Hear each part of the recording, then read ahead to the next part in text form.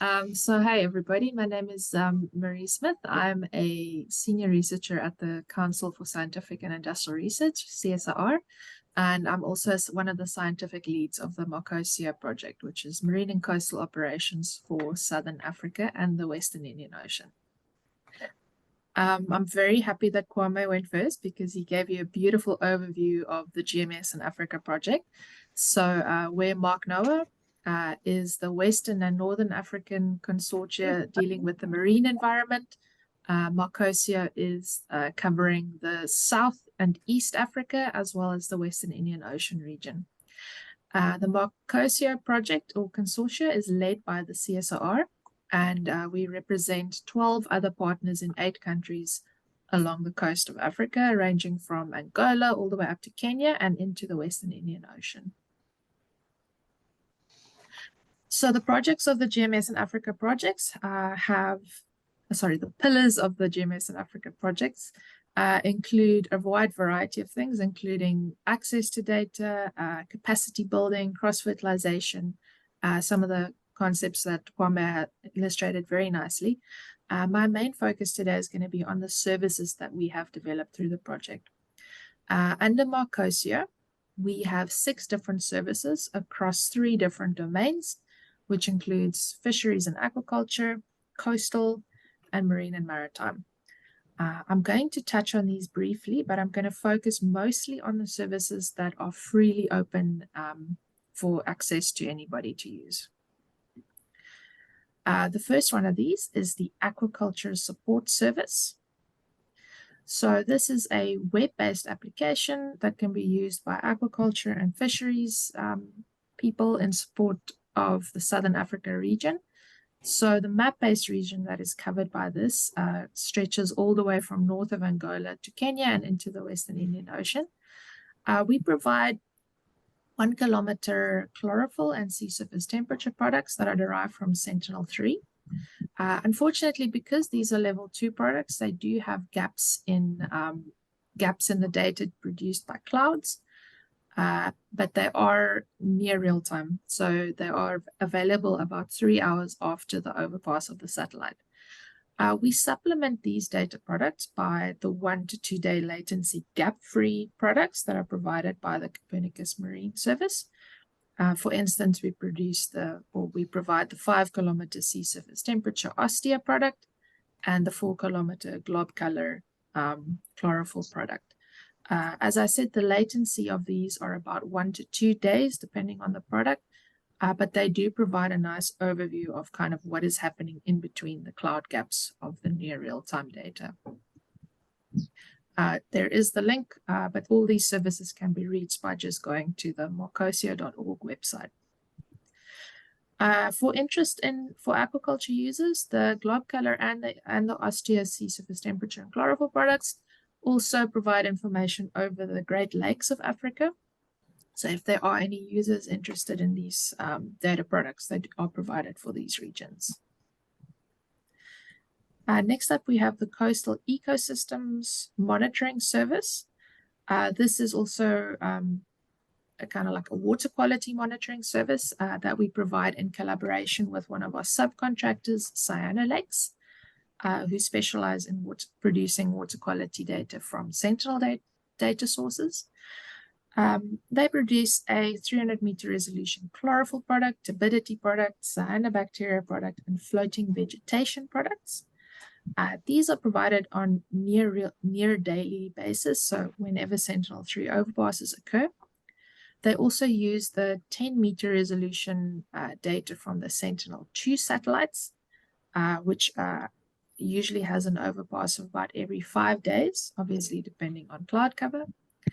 And these data are provided for several locations around Africa. You can see the names of some of the sites there, including like the Zambezi Delta, in areas like Mombasa, Walker Bay, Walvis Bay. So the 300-meter resolution products also produce these graphical maps, graphical interfaces, which provides a time series view of the data products. And then obviously there are the map-based interface as well that you could use. So so the 300-meter resolution products, which provides the graphical interface, they are only provided for these specific sites, but the Sentinel-2 products do scale to the whole of Africa, so you can always pan around to different sites if you're not interested in the ones that are on this drop-down menu. Our last free open site is the coral bleaching alert service. This is not specifically a conservation tool, so it's not going to help prevent bleaching, but it's rather an enabling service that provides important, locally relevant, and once again, near real-time information to help prepare necessary stakeholders for any planned actions. So we work together with Audio East Africa, who are the regional domain experts.